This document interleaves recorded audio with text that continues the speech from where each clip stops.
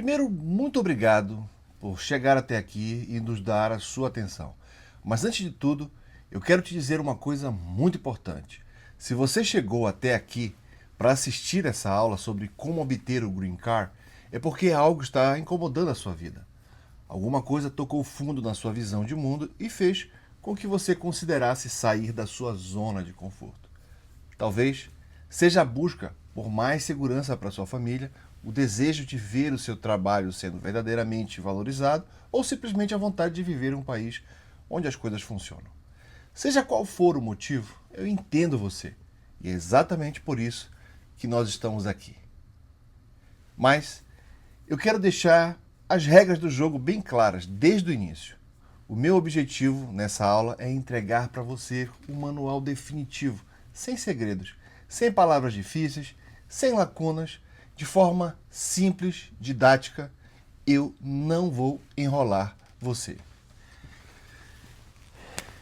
O que eu quero falar hoje é sobre um caminho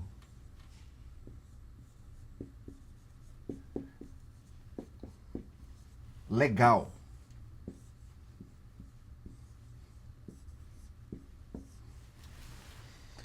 Caminho legal, um caminho legal. Então, e o mais importante, nós vamos falar exclusivamente sobre esse caminho legal. Se você está buscando atalhos, jeitinhos, ou se o seu objetivo é viver sem status e buscar asilo sem fundamento, esse vídeo aqui não é para você. O meu foco aqui é falar para brasileiros que estejam no Brasil ou nos Estados Unidos que querem construir uma vida sólida, legal, definitiva na América. Para que você entenda como o sistema funciona, nós vamos passar rapidamente pelas 8 categorias oficiais que levam ao Green Card. Mas eu já te adianto, nós vamos mergulhar fundo com dados oficiais, base legal, na categoria que mais tem transformado a vida de profissionais brasileiros qualificados. A categoria baseada em emprego, Employment Based. Especialmente os vistos EB1 e EB2NW. Inclusive, vou te explicar como o famoso caso Matter of Danassar mudou as regras do jogo e abriu portas que antes pareciam trancadas. Preparados? Então, vamos começar.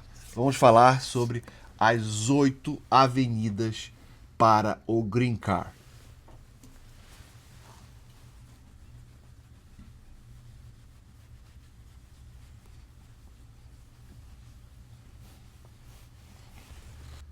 Vamos direto ao ponto. A Lei de Imigração Americana, o INA, Immigration and Nationality Act, estabelece basicamente 8 grandes avenidas para você chegar à residência permanente. Eu vou listar rapidamente cada uma delas aqui na lousa para você entender o mapa completo do sistema. Depois, nós vamos focar na mina de ouro para profissionais brasileiros. Então, vamos começar falando sobre a primeira, que é o Family Based, né? Green Card, primeiro aqui, primeira categoria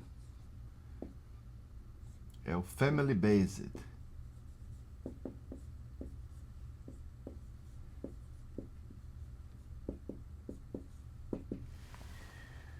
O Family Based é quando um parente que já é cidadão americano faz uma petição para você, né, e aí obtém o Green Card. Cônjuge, filhos, pais ou irmãos.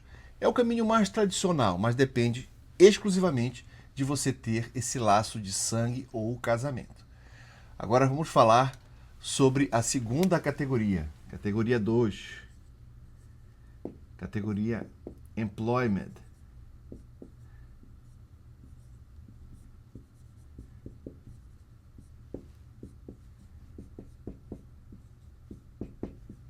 Employment Based. Essa é a nossa estrela de hoje. Aqui que entram os vistos EBs, né? Por isso que EB, Employment Based, é o caminho para quem tem qualificação, experiência profissional, habilidades excepcionais, ou o caminho para investir. Guarde bem essa categoria aí, porque é nela que vamos mergulhar daqui a pouco. Agora vamos para a terceira categoria, que são os imigrantes especiais. Terceira categoria são os imigrantes especiais.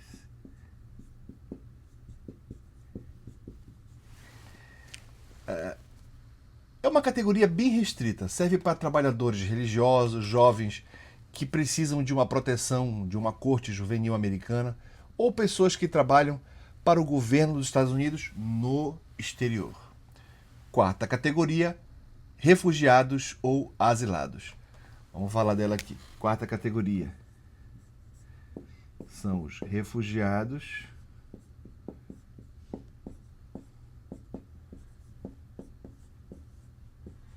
e os asilados.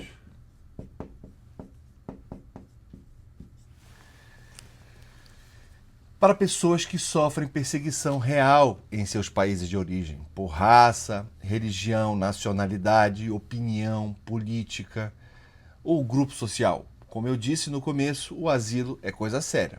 Tem requisitos rigorosos e não deve jamais ser usado como um jeitinho para ficar nos Estados Unidos. A quinta categoria são as vítimas de tráfico humano e crimes. Uma outra forma de você obter o green card. Né? São as vítimas de tráfico humano e vítimas de crimes. Ok? São os conhecidos vistos T e o visto U. São para pessoas que foram vítimas de crimes graves e estão colaborando com as autoridades americanas na investigação. A sexta categoria são as vítimas de abuso. Essa é, vamos lá, categoria sexta aqui. Vítimas de abuso. São os VAWA, Violence Against Women Act, que protege vítimas de violência doméstica casadas com cidadãos americanos ou residentes também. A sétima categoria são outras categorias, chamada outras categorias, né? Sétima aqui. Outras.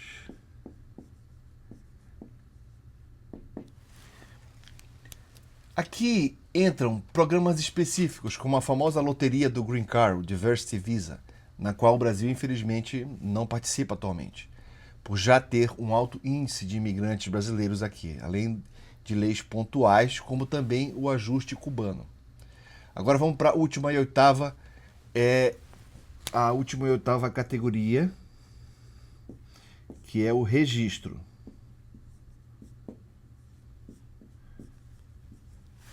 Isso aqui é uma lei antiga, é uma regra antiga para quem está nos Estados Unidos continuamente desde o dia 1º de janeiro de 1972, ou seja, não se aplica à imensa maioria de nós, ok? Pronto, esse aqui é o mapa completo, mas como eu prometi, nós não vamos perder tempo com o que não se aplica a você. Se você é um profissional, um empresário, um pesquisador ou alguém com uma carreira sólida no Brasil, o seu caminho é o número 2, o Green Card através do emprego, o Employment Base. E é aqui que a magia acontece. Vamos apagar a lousa e vamos focar no que realmente interessa.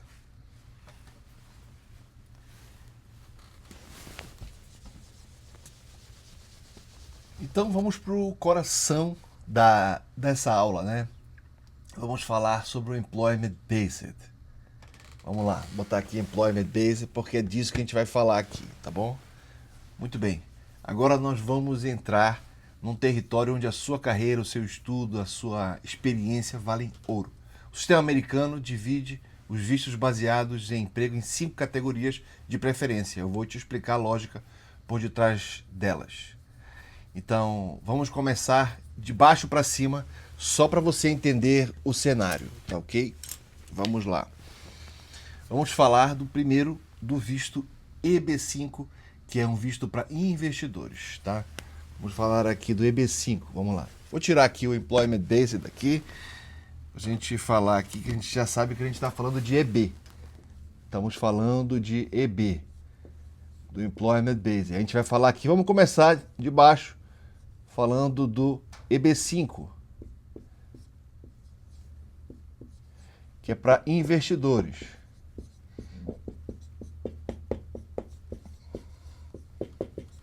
Para investidores. É para quem tem muito capital.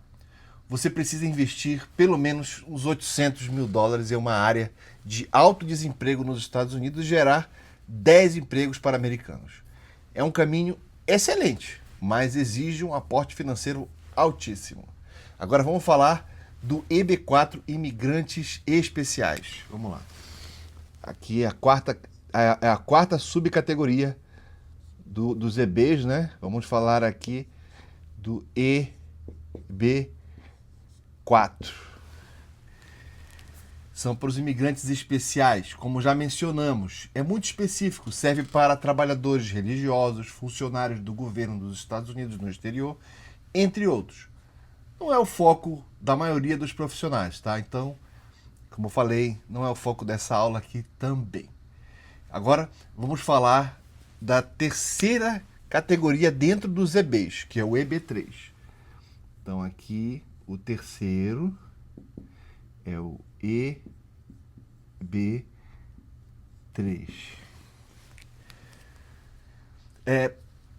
Essa categoria, o Employment Based 3, né, são para trabalhadores qualificados e não qualificados. Aqui entram profissionais com bacharelado ou trabalhadores que exercem funções que exigem menos de 2 anos de treinamento. O grande problema do EB3, você precisa de uma oferta de emprego de uma empresa americana, o famoso sponsor, e passar por um processo longo e burocrático chamado Certification Laboral, o PERM, onde a empresa tem que provar ao governo que não encontrou nenhum americano para sua vaga. É demorado, você fica amarrado ao empregador.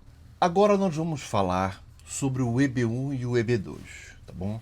Então vamos lá. O EB1. EB1 é para quem tem habilidades extraordinárias. Então vamos lá. EB1. Estamos aqui na categoria Employment Based, né? E aí vamos falar do EB1. O EB1 é para quem tem habilidades extraordinárias.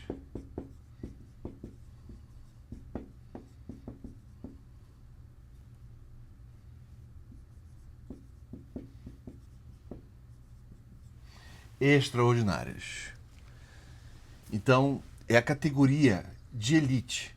É para pessoas com habilidades extraordinárias, como eu acabei de falar. São habilidades extraordinárias nas áreas das ciências, das artes, educação, negócios ou esporte. Sabe o que significa na prática? Significa que você chegou ao topo da sua área de atuação. Você tem prêmios reconhecidos, publicações, mídias falando sobre o seu trabalho ou um salário muito acima da média. A grande vantagem do EB1A. A lei permite o que chamamos de self-petition, auto-petição, ou seja, você não precisa de uma oferta de emprego.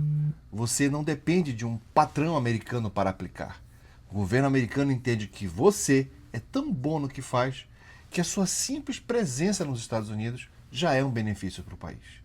Agora, vamos falar sobre o EB2. Agora, especificamente, sobre o EB2NW, pulo do gato. Vamos lá. O EB2NW.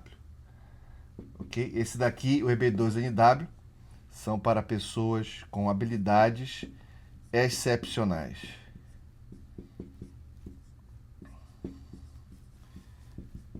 Ok? Mas e se você é um excelente profissional, tem pós-graduação, mestrado, doutorado, ou mais de 10 anos de experiência, mas ainda não chegou no topo do topo, exigido no EB1? É aqui que entra a grande estrela para os brasileiros, o EB2NW, National Interest Waiver, a isenção por interesse nacional. Preste muita atenção agora, porque isso muda tudo. A regra geral do EB2 exige que você tenha uma oferta de emprego e passe por aquele processinho chato de certificação laboral que eu mencionei lá no EB3.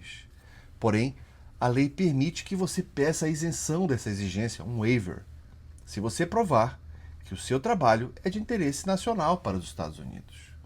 Então, vamos aqui falar sobre uma coisa que mudou o universo da imigração nos Estados Unidos, o caso Matter of Danassar, lá de 2016. E é aí que a gente prova que você tem interesse nacional. É aqui que entra o conhecimento jurídico e separa os curiosos dos especialistas. Em 2016, houve uma decisão judicial histórica chamada Matter of Danassar. Esse caso criou um teste de 3 pilares que nós usamos até hoje para aprovar o Green Card. Para você conseguir o EB-2NW, nós precisamos provar para a imigração, para a USCIS, 3 coisas. O primeiro, que o seu projeto tem mérito substancial e de importância nacional. E o que você traz de impacto positivo para os Estados Unidos. 2, você está bem posicionado para avançar o seu projeto. Aqui nós mostramos o seu currículo, sua experiência e as suas realizações. E 3, no balanço geral, que você é benéfico para os Estados Unidos e por isso deve isentar essa obrigatoriedade da oferta de emprego. Agora, eu preciso fazer um alerta muito sério, especialmente sobre esse segundo pilar aí, estar bem posicionado profissionalmente. Como eu disse, a lei permite o self-petition, o que significa apenas que você não precisa de uma empresa para te patrocinar. Mas preste muita atenção. Isso não significa que você deve fazer o processo sozinho, sem um advogado, por exemplo. Pense com a cabeça do oficial de imigração que vai julgar o seu caso. Ele está avaliando se você é um profissional de habilidades excepcionais, um líder no seu campo, alguém cujo tempo é valioso e que vai trazer grande impacto para os Estados Unidos. Se esse oficial pega uma petição feita por você mesmo, a primeira coisa que ele vai pensar é, espera aí, essa pessoa é tão excepcional, tão requisitada, tão bem-sucedida, por que ela tem tanto tempo livre para preencher formulários complexos e montar um processo de imigração? Por que ela não delegou isso para um especialista? Será que ela não tem recursos para contratar um escritório de advocacia? Profissionais de alto nível, líderes e pessoas excepcionais são ocupadas. Eles delegam funções técnicas para quem é competente naquilo.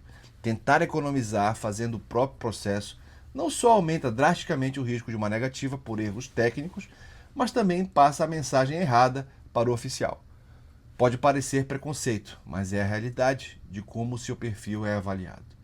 É por isso que o nosso escritório existe. Nós traduzimos a sua excelência profissional para a linguagem jurídica que a imigração americana exige e respeita. Então vamos o passo a passo, as 3 fases do processo. Vamos lá. Vamos falar aqui então, agora. Já falamos o que interessa, demos uma passada geral sobre vários vistos. Focamos no EB1, focamos no EB2. Agora vamos falar passo a passo sobre o processo em si. Vamos lá. Existem 3 passos, pessoal. São 3 passos. Ok? Vamos lá. O primeiro passo. Então, agora que você já entendeu que o EB1 e o EB2NW são os melhores caminhos, você deve estar se perguntando, ok, mas como é que isso funciona na prática? Quanto tempo demora? E etc. Para você não ter surpresas, você precisa entender que o processo de imigração é dividido em 3 fases muito claras, Então, a primeira fase é a fase pré-processual. Fase pré-processual.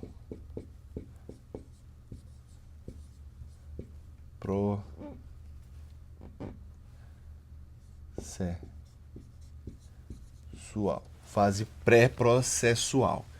O que é essa fase 1? É a fase pré-processual. É aqui que a mágica da estratégia acontece.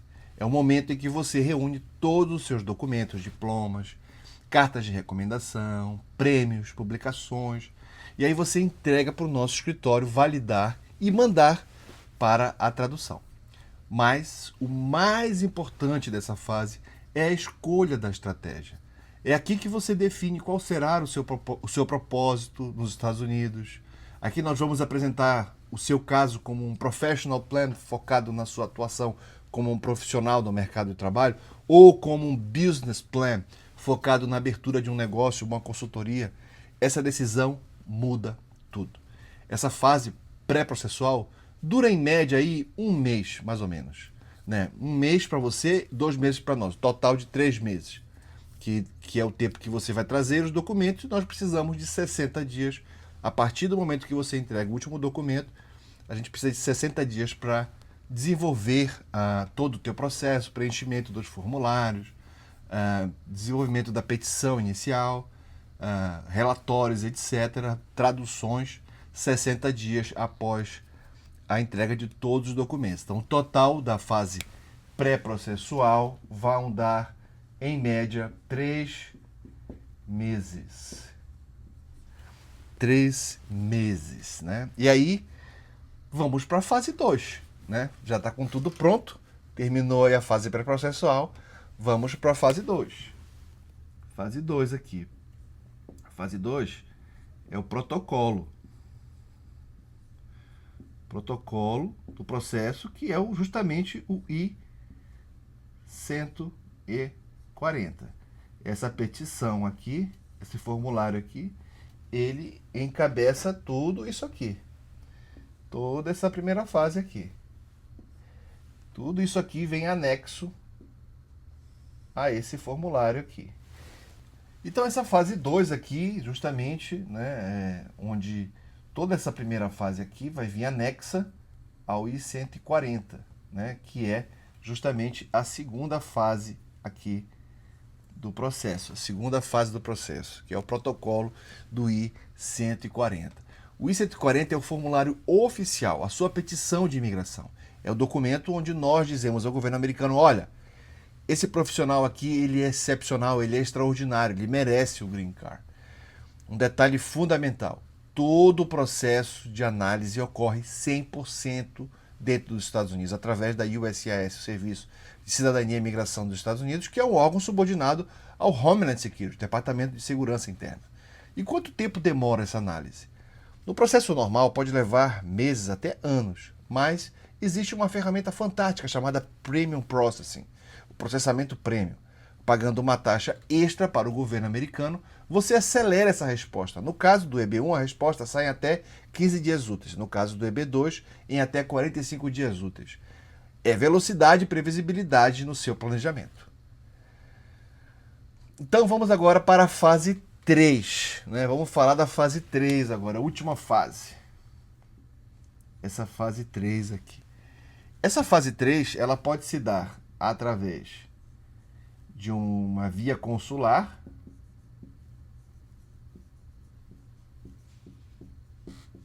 e aqui nós vamos ter a entrevista,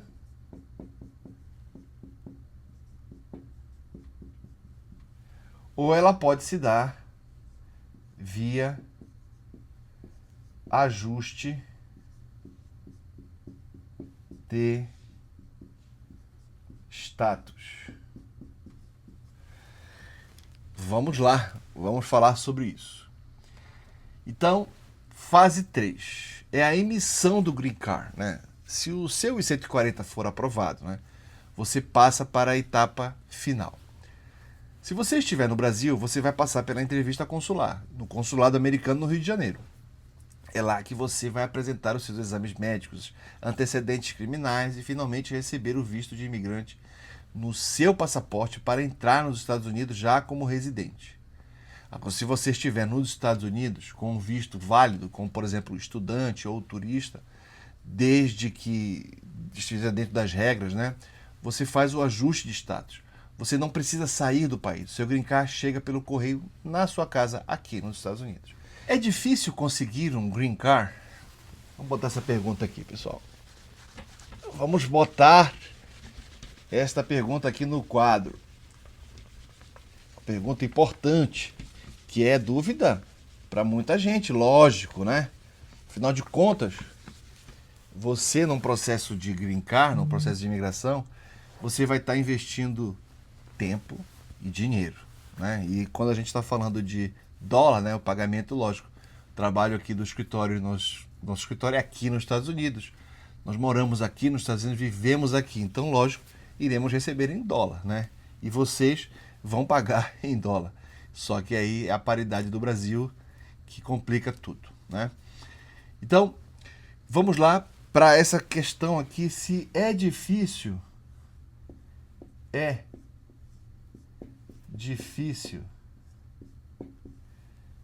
conseguir o green card.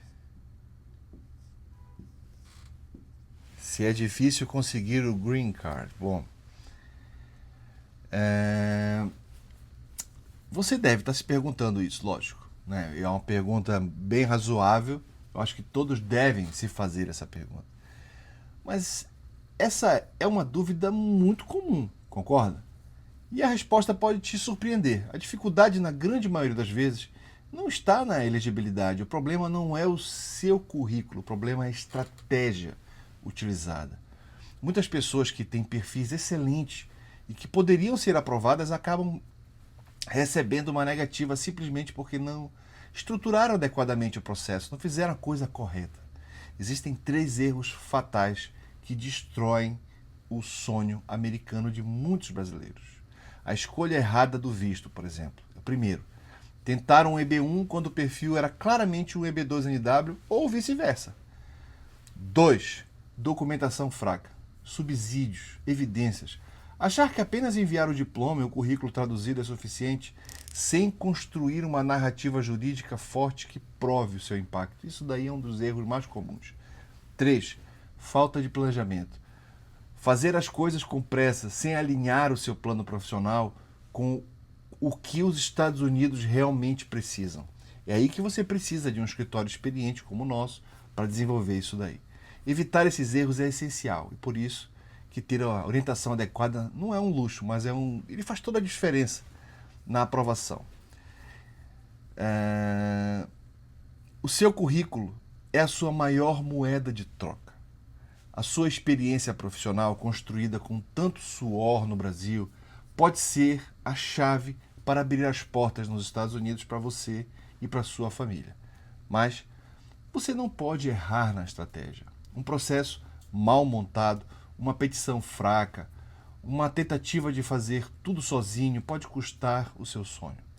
Se você se identificou com o que eu falei aqui, se você é um profissional qualificado, tem experiência na sua área e quer saber se o seu perfil se encaixa no EB1 ou no EB2, NW no caso, o próximo passo é muito simples.